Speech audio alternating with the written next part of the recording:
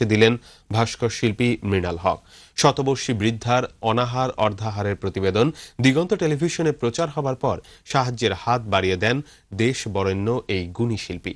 কুমিল্লা প্রতিনিধি খালিদ সাইফুল্লাহকে সাথে নিয়ে প্রান্তজনের এই ভাগ্য বদলের কথা জানাচ্ছেন শিবলি চৌধুরী কায়েস।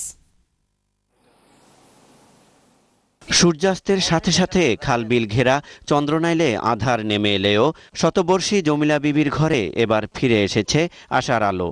দুদিন আগেও যার সংসারে ছিল অভাব অনটন। মানুষ মানুষের জন্যে,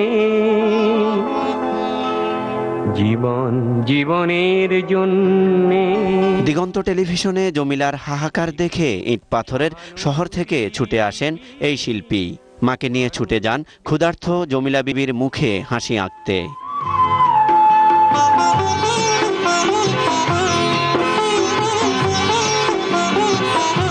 নগর সৌন্দর্যের রূপকার ভাস্কর মৃণাল হকের সহযোগিতায় অসহায় এই পরিবারটি ফিরে পেয়েছে জীবনের ছন্দ।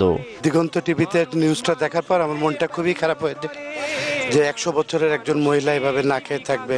আমাদের ঘরেও তো মা আছে, যাদের আর্থিক সামর্থ্য আছে। সবাই যদি এভাবে একটা দুটো ফ্যামিলিকে হেল্প করে তাহলে বোধহয় অনেকগুলো ফ্যামিলিরই চোখের পানি পড়া বন্ধ হবে। দুবেলা দুমুঠো খাবারের যোগান দিতে তুলে দেন নগদ অর্থ, নৌকা সহ দুধেল গাই। মানুষ পেতে পারে না। আমিও খুশি, আল্লাহ খুশি, সবাই খুশি।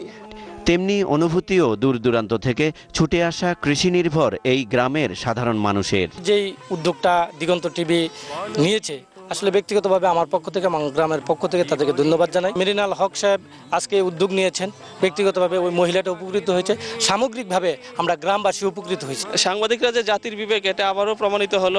সমাজের সামর্থ্যবানদের এমন বাড়িয়ে দেয়া হাত অনেক ঘরেই আনতে পারে সচ্ছলতার সুখ। মানুষ যদি সে না হয় মানুষ, দানব কখনো হয় না মানুষ। শিবলি চৌধুরী কায়েস, দিগন্ত টেলিভিশন, চন্দ্রনাইল, কুমিল্লা।